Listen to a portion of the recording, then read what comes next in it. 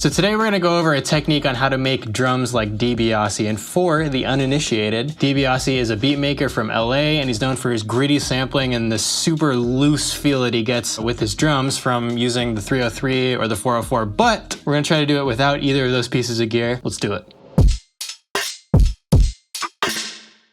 Okay, so let's say that you've got a sample chopped up and ready to go, something like this.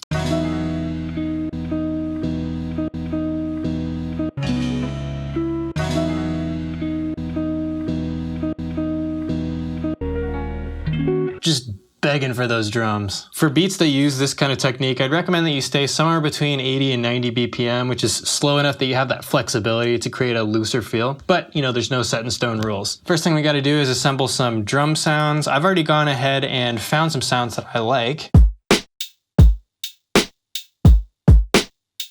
Now, following Dibia's workflow, he actually copies and makes another kick a little bit quieter, like basically a lower velocity, to another pad that he can reach, like right here up top. And that way you can do that shuffle kick thing. But other than that, you know, he keeps it real simple. Just kick, snare, hat. Just to kind of replicate the workflow on a 404, I like to control the velocity at max for every single hit. So if I type in fix 127, every hit will sound the exact same, which is kind of nice.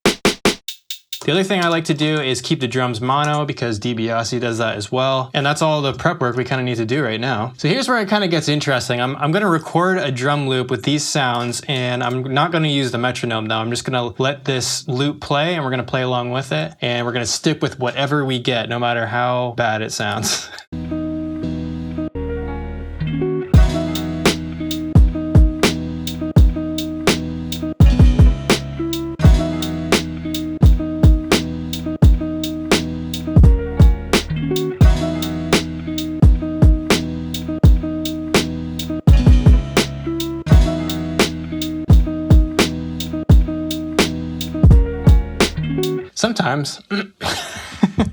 Sometimes it's nice to add just a little bit of interest by adding another hat layer on top of everything, just like this.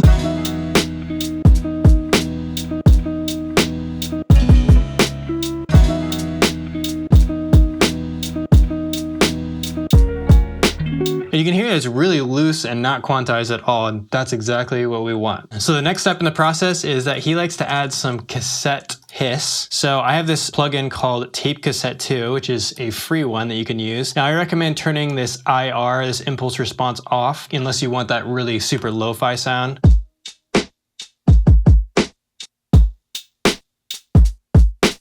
Now I'm going to take the low pass down just a bit, and I'm going to turn the saturation up, because I can't resist any saturation. The crucial part though about this plugin is that you can add this little bit of noise here.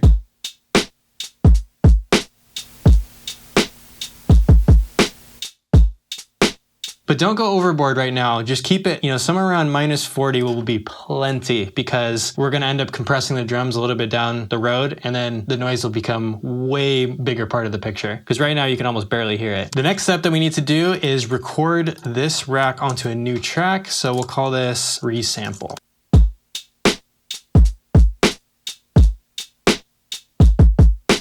Now the next interesting thing that we're going to do is I'm going to mute both of these, create a new MIDI track by pressing Command-Shift-T, and we're going to drag our resampled audio onto that MIDI track to create a sampler for us, or simpler rather. So what we're going to do is chop this up by going to slice mode, and I'm not going to use transient, I'm going to use region. And if you've never used region, this is maybe a pretty good opportunity to do that. But basically you just chop up the audio into equally distributed regions, and in this case, I'm going to choose 16 regions. The idea behind doing this is that we're going to have chops of our resampled audio. And each one is going to have a kick and a hat and a snare and a hat at a certain timed relationship. And then we're going to take those and we're going to program a little drum loop using our sampler. One other important thing you want to do is take it off trigger mode and turn it to gate mode, because you want to be able to have the flexibility of not playing through the whole entire chop. If you just want this kick, you can let go of the pad and it'll only play that kick, which will be nice in a second, you'll see. So let's play this little loop and record some drums over it and have some fun.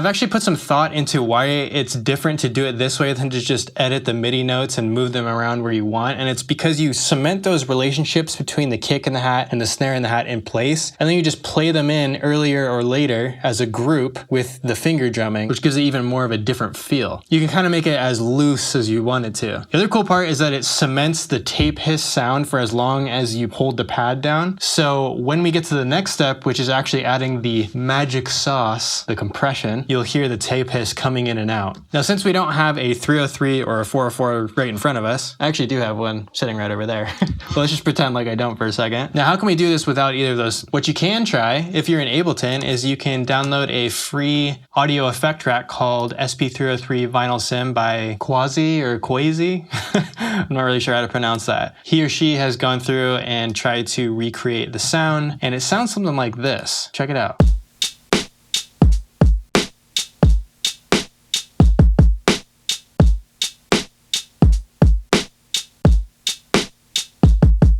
You can go even crazier with this style by sidechaining your sample chops to the output of the drum bus, which I kind of like the sound of sometimes. So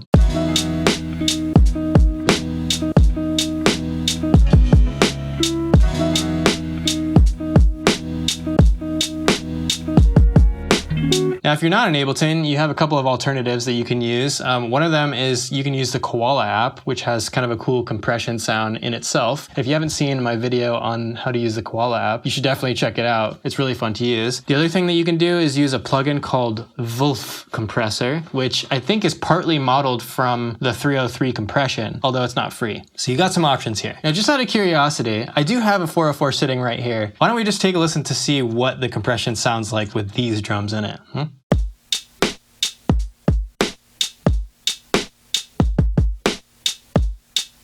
Whew. That 404 does some work. So the last thing that we're gonna add real quick is just some sub bass.